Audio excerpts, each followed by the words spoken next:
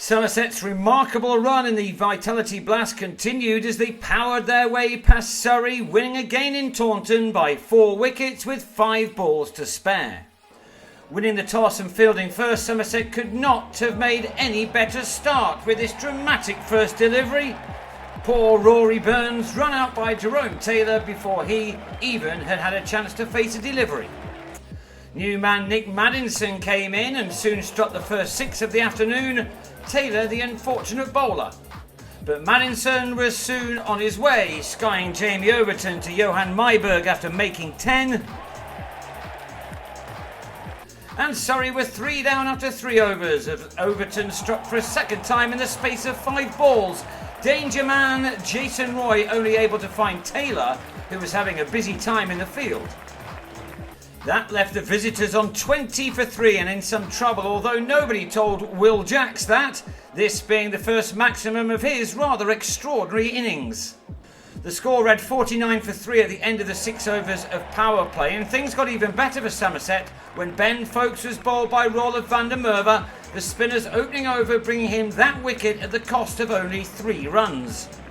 However, his next over proved to be a very expensive one. Ricky Clark struck the first ball of it for 6, while Jacks cleared the rope twice more of successive balls. When van der Merwe tried to halt the onslaught, he delivered 5 wides as his over went for 26 runs, which got Surrey up and moving. They'd reached 82 for 4 by the halfway stage. And the momentum was now with them. Clark cleared the boundary rope again, this time off Lewis Gregory. And Jacks made sure that van der Merwe's third over was another expensive one by hitting him for his 4th and 5th sixes. Jacks struck his 6th maximum to get to an excellent 50, one which came from 29 deliveries, with 40 of his runs coming in boundaries alone. But his luck ran out 2 balls later when he holed out to Tom Abel. Overton now with figures of 3 for 21 from his 3 overs.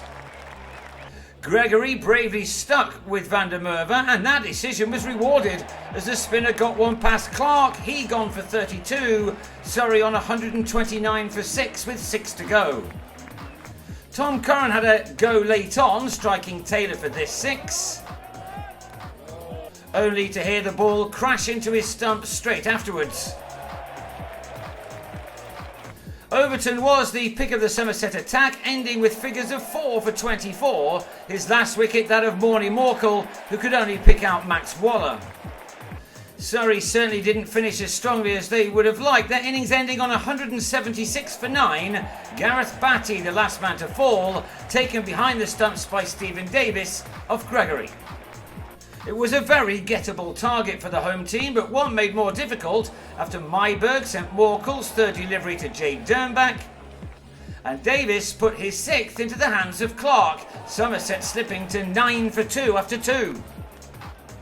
In this brilliant winning spell, Somerset have been in similar positions to this, and so there was no panic as Peter Trego and James Hildreth came together, using all of their many years of experience in taking the total to 42. But then in the last over of the power play, Hildreth gave Morkel his 3rd success. Clark, the man with the safe hands again, the big South African now with figures of 3 for 22 from 3. Trego welcomed the spin of Batty into the attack by depositing him over the rope for the first 6 of the reply. But 2 balls later, he lost Abel for a couple at the other end. The game in the balance now, with the home team stuttering to 55 for 4. The confidence gleaned from winning so many games on the bounce was now in evidence. Morkel finished his spell with an 8-ball over, and then Corey Anderson got his innings going with this 6 off Batty. At the halfway stage, the total had reached 80 for 4, another 97 now needed. Anderson decided that now was the time to change to 6th gear, 2 successive maximums, suggesting that it was his turn to be the hero in a side made up of nothing but heroes. Trego got to his 50 in the best possible way, launching Clark into the distance to be raising his bat after facing up to 34 deliveries. It was his knock which had kept his side firmly in this contest. Anderson was the man to add the speed and power at the other end. 2 more sixes for the Kiwi coming off Curran in the 15th over, by the end of which Somerset had 148 runs on the board and now needed less than a run a ball from the final 5 overs. Anderson completed his fine 50 from only 26 balls, but then gave Clark his third catch of the innings to depart for 53. His match-altering partnership with Trego had realised 104 runs in 10.5 overs.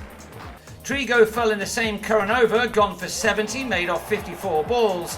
How he would love to have another go at finals day in his 38th year and in his 19th season as a first-class player. He departed with 15 runs needed off 13 balls, leaving it to Van der Merwe to leave the result in no doubt whatsoever by striking the 18th and last 6 of the innings. This match was won by 4 wickets, and now with 9 wins in the bank, Somerset are left with 2 more to play to try to win the South Group, they being at home to Glamorgan on Sunday and away at Kent next Thursday.